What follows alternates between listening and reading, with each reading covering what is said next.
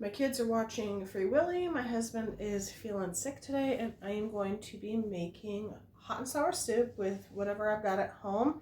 I did send my husband out for some tofu, but everything else is just what I had at home. So here we go. I'm going to start by rehydrating a bunch of foraged mushrooms that I got from a couple years ago. They're pheasant back. You can use whatever you want. I'm just going to rehydrate them before I add them into anything. Put a lid on and then set it aside so that it can rehydrate. All right, now that I've got those rehydrating, I'm going to work on prepping my vegetables. I'm going to put all my vegetables into a bowl so that when it's time, I can do it. And I'm going to go from the tenderest vegetable up to the most sturdy because that's the order in which I want to put them in the pot is the opposite. So I want to work from the top and be able to like grab all my carrots and stuff, toss them in first. So the tenderest one is this cabbage. I want to make some slices. If you have a mandolin, great. If you don't, you can cut it. If you have a grater, you could do that too. But I'm going to put my mandolin on a kind of medium thin setting. I used this for tomatoes earlier, so if you see a couple spots in it, that's all that it is. It's not anything weird. And my little guy's having lunch right behind you. So I'm actually going to chop this in half so that it's easier to fit on the mandolin. And I'll try to do it so you can see. Just going to shred up this cabbage and get that into the bottom of the bowl. I have a big family, so I'm going to be using this whole cabbage. If you have a smaller group to feed, don't use as much, okay?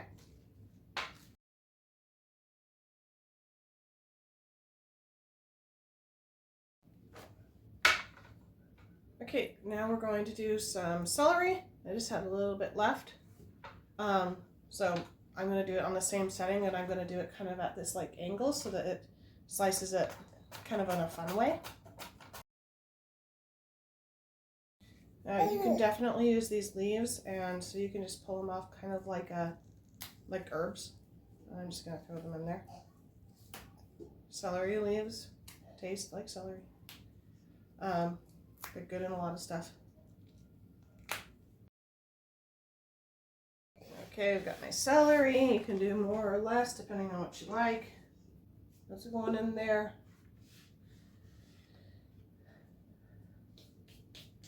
And now I'm going to do my onions next and then my carrots last.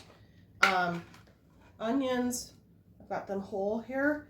What I'm going to do, because I don't want to deal with cutting them in half and making me tear up, is when I slice them, I'm going to kind of tip it backwards a little bit first and do a few slices so that I'm getting like half slices, and then I'm going to tip it forward and then do a few. That way I don't get a full circle, I get like these like crescent moon shapes. So that's how I do it. All right, I've got my onion all sliced.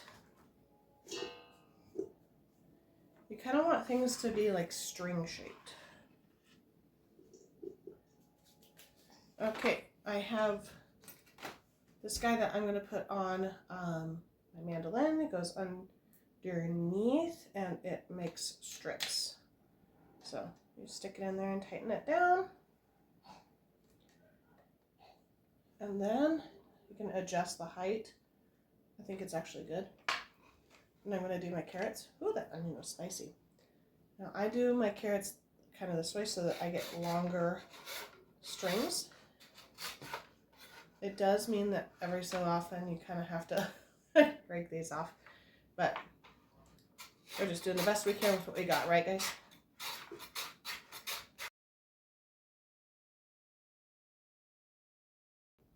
Okay, I'm gonna add that to our veggies.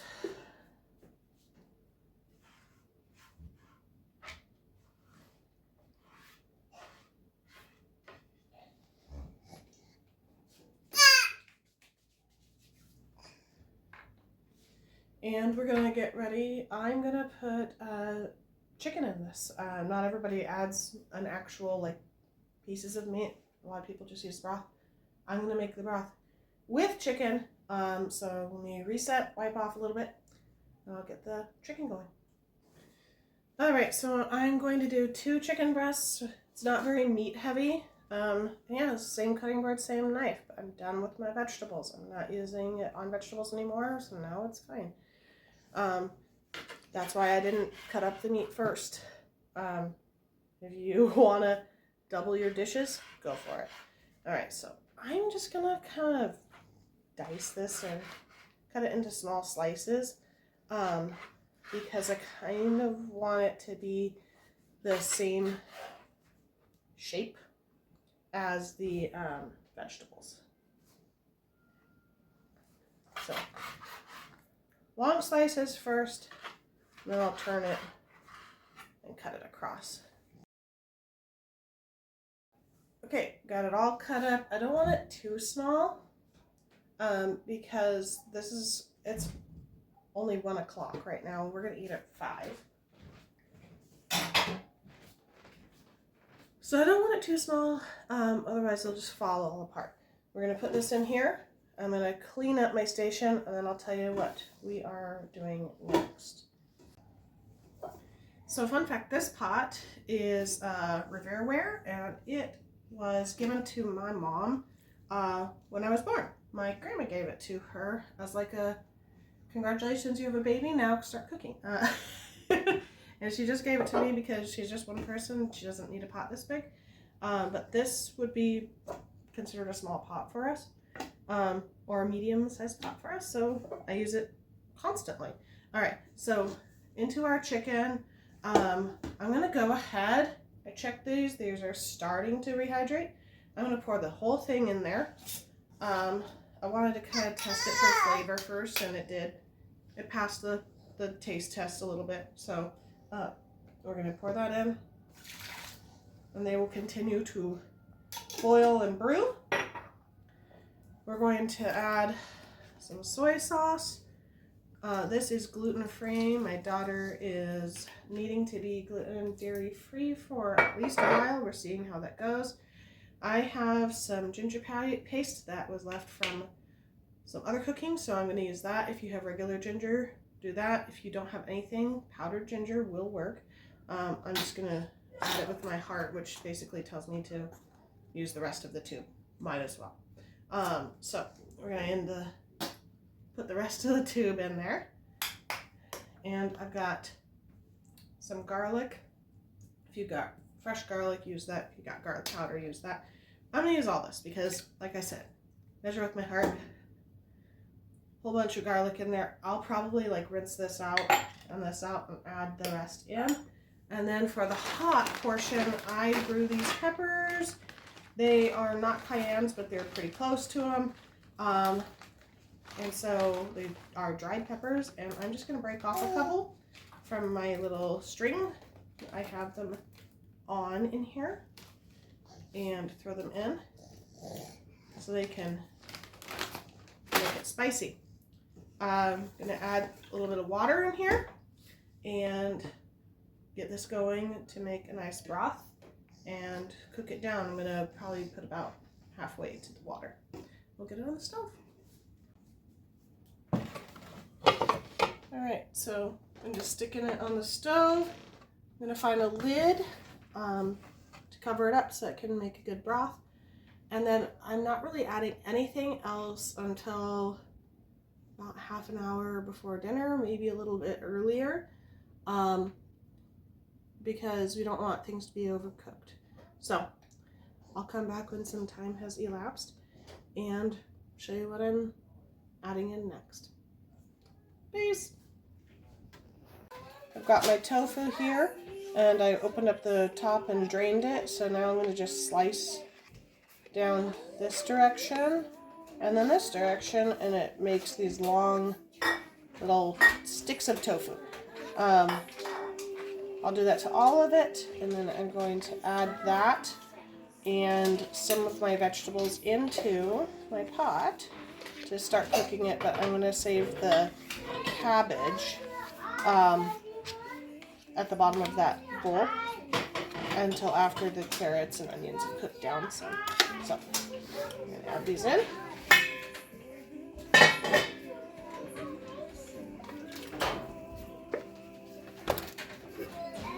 And then our top layer of veggies. Then we're going to let that cook down some more until we're ready to add in the rest of the veggies and the vinegar and taste for flavor, and then thicken with cornstarch to get that viscous flavor that we are used to with hot and sour soup. Okay, we're going to make a cornstarch slurry here. Put a cup, and we're just going to add some cold water in here with, start with 3 rounded tablespoons of cornstarch. We'll get enough water, and we will just stir that up so that it is combined in there before we pour it into our soup. Now, you don't want to get too much or you'll get like a gravy instead, or too thin and it won't work. So you can always just start with some of this and see how it thickens up to your liking, and then add more if you need to. If you accidentally get it too thick, just add some more water and then season to taste. But this is what gives hot and sour soup and egg drop soup the viscosity that you are used to in restaurants. Okay, got that combined. I'm gonna add some in. Start with about half. Let's see how that goes. Give it a stir, and I'm going to add in the rest of my vegetables. It's mostly the cabbage.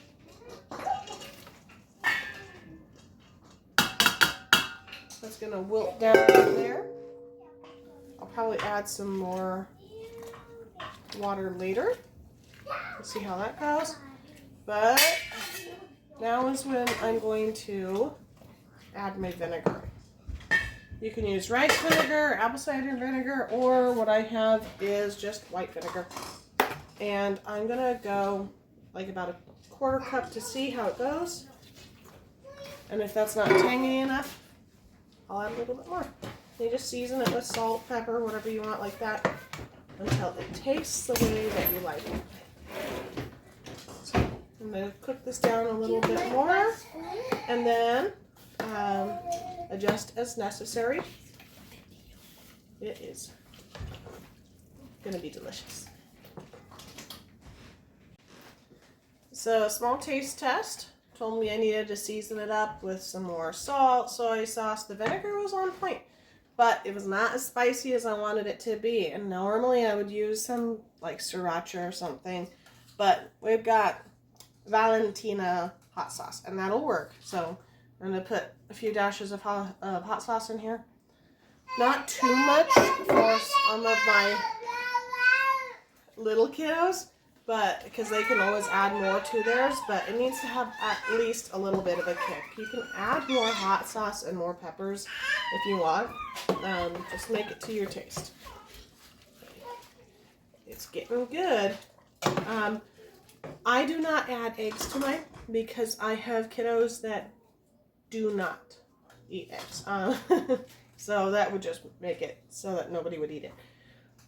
If it was just me, I would add eggs. But it's looking good. It's kind of got that viscosity that I'm looking for. And as it cooks down, it's going to get just exactly the way that you think of it when you go to your favorite Asian restaurant.